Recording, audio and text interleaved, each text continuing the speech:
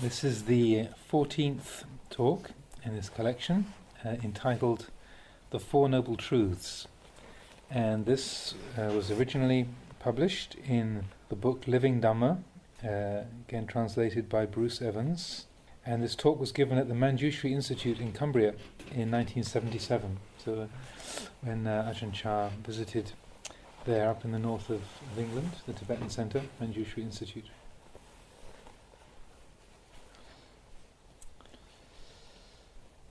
The Four Noble Truths.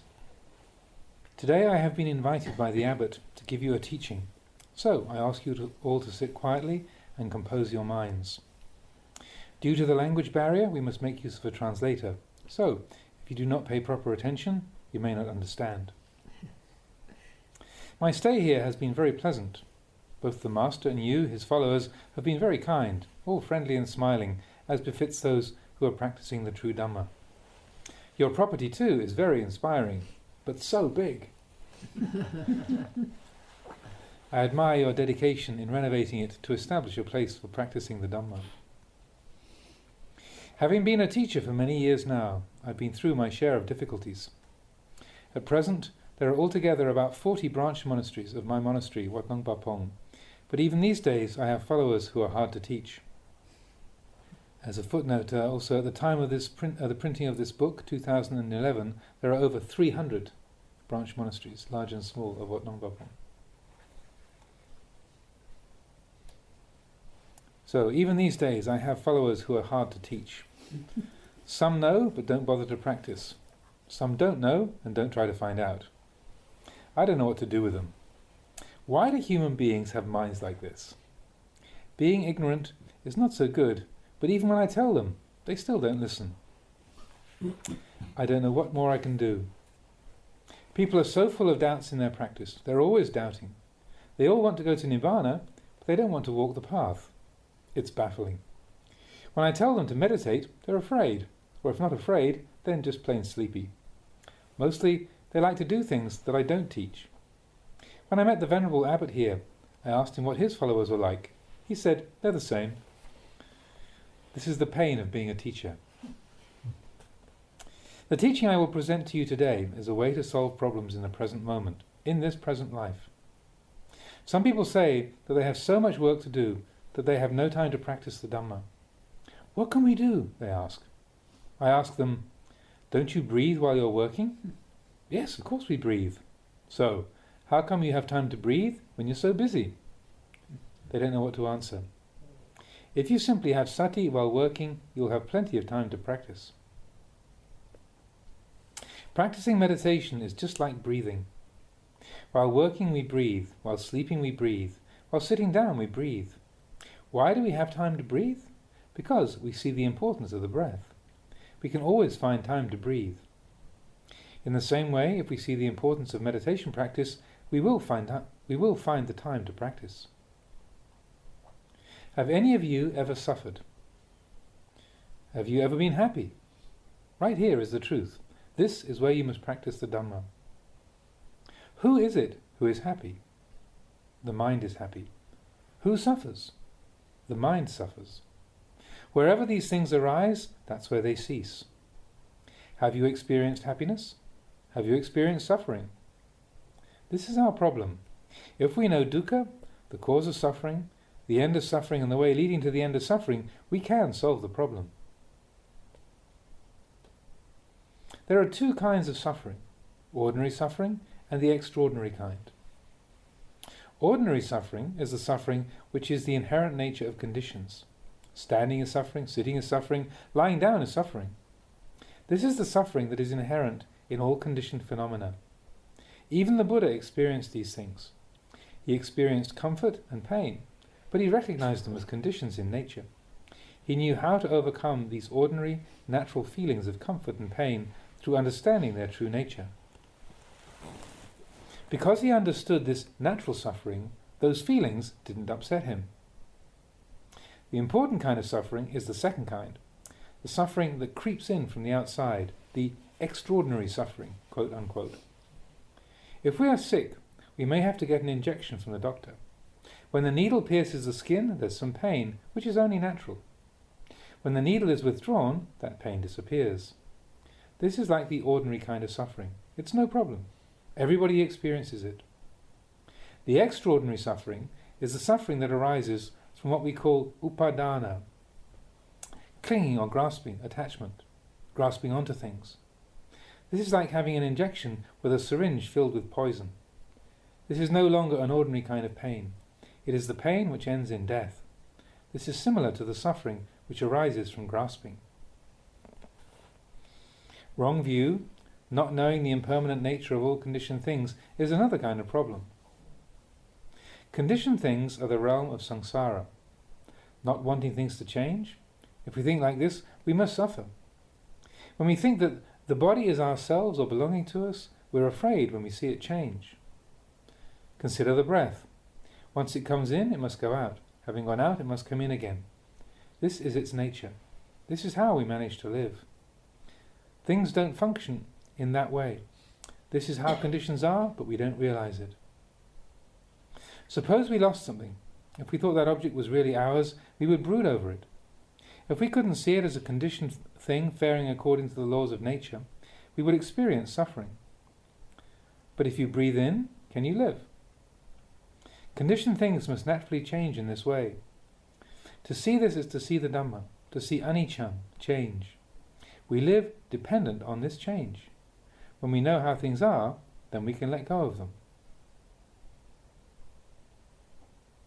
The practice of Dhamma is to develop an understanding of the way things are so that suffering doesn't arise. If we think wrongly, we are at odds with the world, at odds with the Dhamma and with the truth. Suppose you were sick and had to go to the hospital. Most people think, please don't let me die, I want to get better. This is wrong thinking. It will lead to suffering. You have to think to yourself, if I recover, I recover. If I die, I die. This is right thinking, because you can't ultimately control conditions. If you think like this, whether you die or recover, you can't go wrong. You don't have to worry. The mind that wants to get better at all costs and is afraid of the thought of dying is the mind which doesn't understand conditions. You should think, if I get better, that's fine. If I don't get better, that's fine. This way, we can't go wrong. We don't have to be afraid or cry, because we've tuned ourselves in to the way things are. The Buddha saw clearly his teaching is always relevant, never outdated. It never changes. In the present day, it's still the way it is. It hasn't changed. By taking this teaching to heart, we can gain the reward of peace and well-being. In the teachings, there is the reflection of not self. This is not myself. This does not belong to me. But people don't like to listen to this kind of teaching because they're attached to the idea of self. This is the cause of suffering. You should take note of this. Today a woman asked about how to deal with anger. I told her that the next time she gets angry, she should wind up her alarm clock and put it in front of her. Then she should give herself 2 hours for the anger to go away. If it was really her anger, she could probably tell it to go away like this. In 2 hours, be gone. But anger isn't really ours to command. Sometimes in 2 hours it's still not gone. At other times in 1 hour it's gone already. Holding on to anger as a personal possession will cause suffering. If it really belonged to us, it would have to obey us. If it doesn't obey us, that means it's only a deception. Don't fall for it. Whether the mind is happy or sad, don't fall for it. Whether the mind loves or hates, don't fall for it. It's all a deception. Have any of you ever been angry? When you're angry, does it feel good or bad? If it feels bad, then why don't you throw that feeling away? Why bother to keep it? How can you say that you're wise and intelligent when you hold on to such things? Since the day you were born, how many times has the mind tricked you into anger? Some days the mind can even cause a whole family to quarrel, or cause you to cry all night. And yet we still continue to get angry. We still hold on to things and suffer. If you don't see suffering, you'll have to keep suffering indefinitely, with no chance for respite. The world of samsara is like this. If we know the way it is, we can solve the problem. The Buddha's teaching states that there is no better means to overcome suffering than to see that This is not myself. This is not mine. This is the greatest method. But we don't usually pay attention to this. When suffering arises, we simply cry over it without learning from it. Why is that so? We must take a good hard look at these things to develop the Buddho, the one who knows. Now take note, some of you may not be aware that this is Dhamma teaching. I'm going to give you some Dhamma that's outside the scriptures. Most people read the scriptures but don't see the Dhamma. Today I'm going to give you a teaching that's outside the scriptures. Some people may miss the point or not be able to understand it. Suppose two people are walking together and they see a duck and a chicken. One of them says, "Why isn't that chicken like the duck? Why isn't the duck like the chicken?" He wants the chicken to be a duck and the duck to be a chicken. It's impossible. If it's impossible, then even if that person were to wish for the duck to be a chicken and the chicken to be a duck, for the rest of his life it would not come to pass, because the chicken is a chicken and the duck is a duck. As long as that person thought like that, he would suffer. The other person might see that the chicken is a chicken and the duck is a duck, and that's all there is to it. There's no problem. He sees rightly. If you want the duck to be a chicken and the chicken to be a duck, you're really going to suffer. In the same way, the law of anicca states that all things are impermanent. If you want things to be permanent, you're going to suffer. Whenever impermanence shows itself, you're going to be disappointed. One who sees that things are naturally impermanent will be at ease. There'll be no conflict. The one who wants things to be permanent is going to have conflict, maybe even losing sleep over it. This is to be ignorant of anicca, impermanence, the teaching of the Buddha. If you want to know the Dhamma, where should you look? You must look within the body and mind. You won't find it in the shelves of a bookcase. To really see the Dhamma, you have to look within your own body and mind. There are only these two things. The mind is not visible to the physical eye. It must be seen with the mind's eye. Before the Dhamma can be realized, you must know where to look. The Dhamma that is in the body must be seen in the body. And what do we look at in the body? We look at the body within the mind. You won't find the Dhamma looking anywhere else, because both happiness and suffering arise right here. Have you seen happiness arising in the trees, or from the rivers, or the weather? Happiness and suffering are feelings which arise in our own bodies and minds. Therefore, the Buddha tells us to know the Dhamma right here. The Dhamma is right here. We must look right here. The Master may tell you to look at the Dhamma in the books, but if you think that that's where the Dhamma really is, you'll never see it. Having looked at the books, you must reflect on those teachings inwardly. Then you can understand the Dhamma. Where does the real Dhamma exist? It exists right here in this body and mind of ours. This is the essence of contemplation practice. When we do this, wisdom will arise in our minds. When there is wisdom in our minds, then no matter where we look, there is Dhamma. We will see anicca, dukkha and anatta at all times. Anicca means transient. If we cling to things that are transient, we must suffer.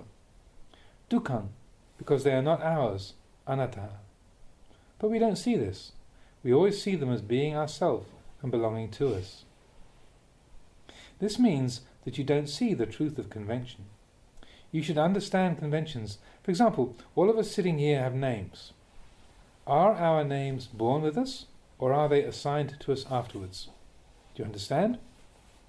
This is convention. Is convention useful? Of course it's useful. For example, suppose there are 4 men, A, B, C and D. They must all have their individual names for convenience in communicating and working together. If we wanted to speak to Mr. A, we could call Mr. A and he'd come, not the others. This is the convenience of convention. But when we look deeply into the matter, we will see that really there isn't anybody there. We will see transcendence. There's only earth, water, wind and fire, the 4 elements. This is all there is to this body of ours. But we don't see it in this way because of the clinging power of attavāda upadana, clinging to the sense of self. If we were to look clearly, we would see that there isn't really much to what we call a person. The solid part is the earth element, the fluid part is the water element, the part which provides heat is called the fire element.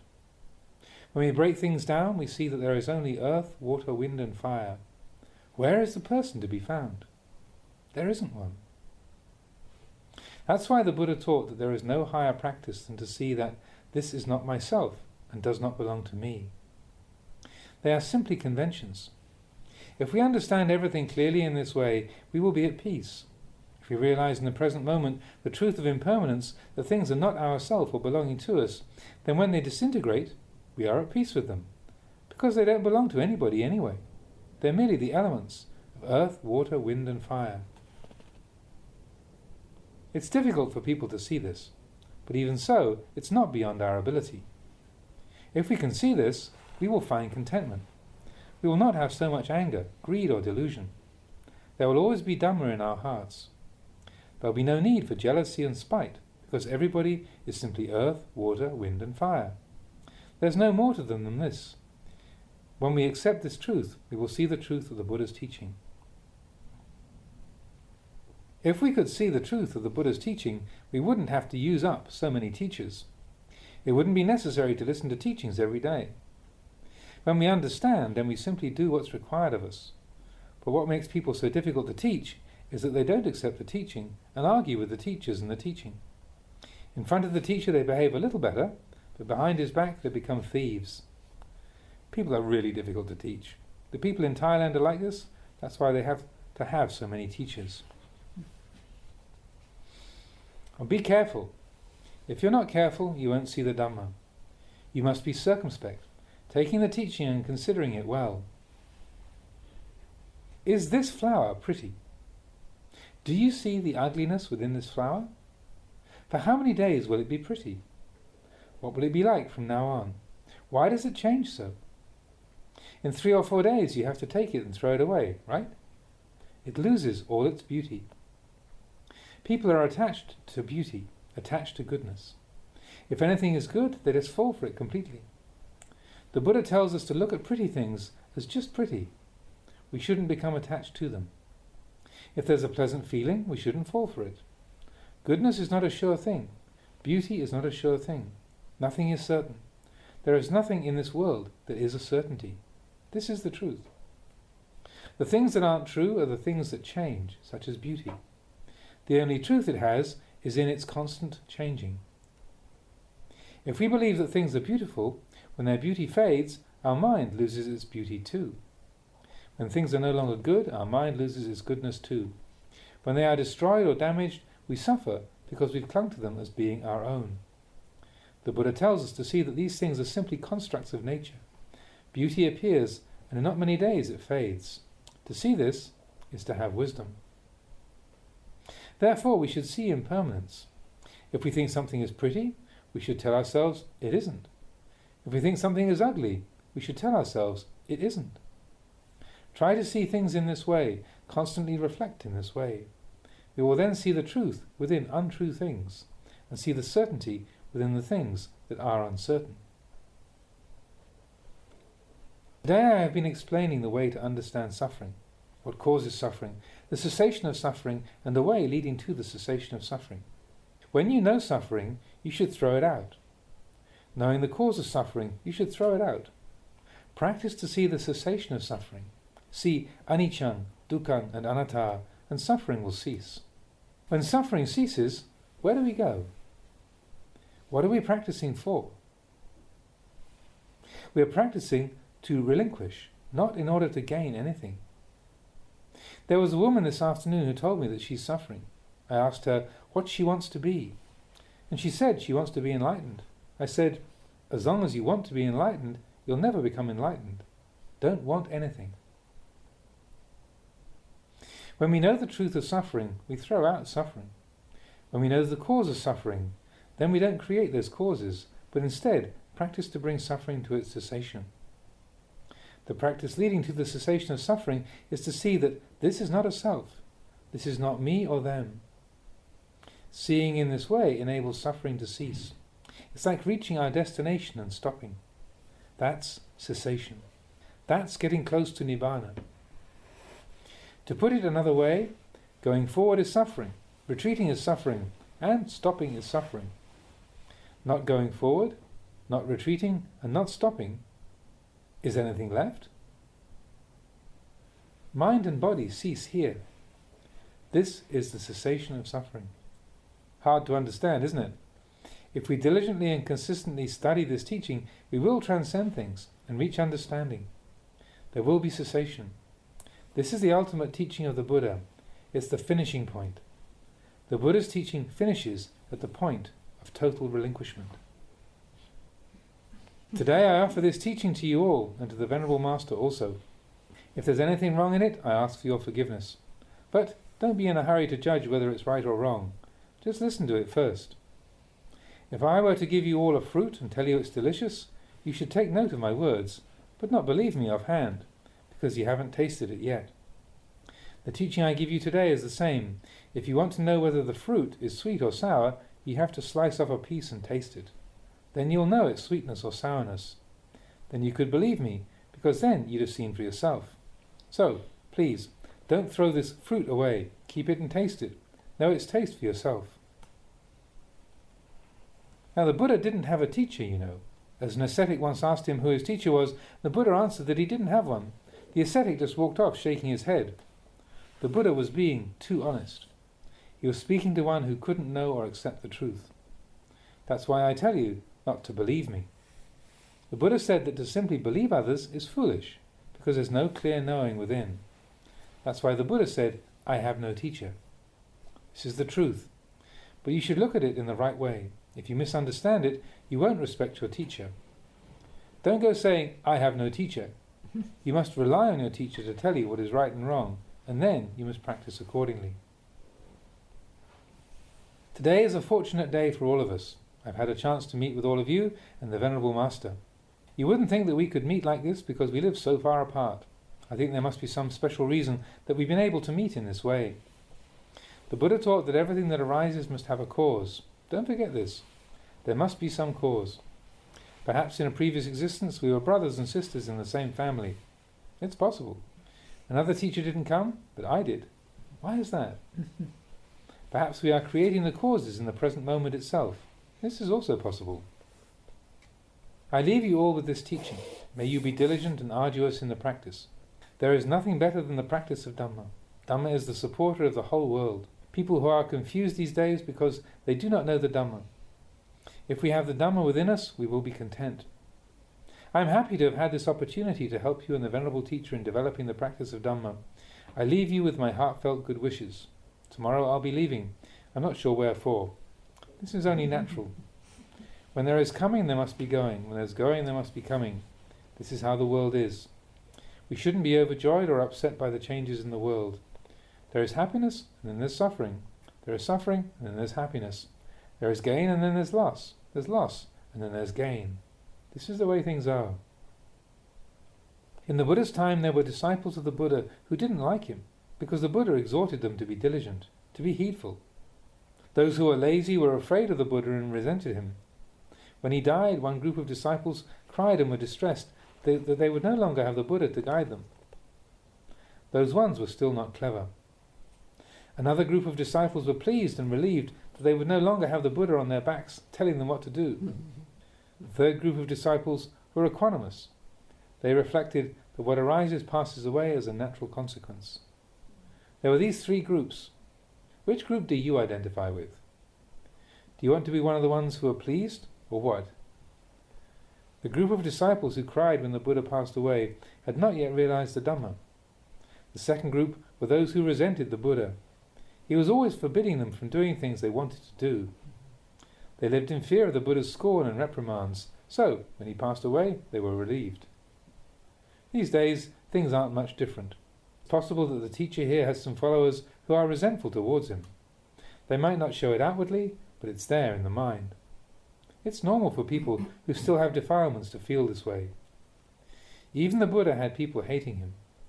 I myself have followers who resent me also. I tell them to give up evil actions, but they cherish their evil actions, so they hate me. There are plenty like this. May all of you who are intelligent make yourselves firm in the practice of Dhamma.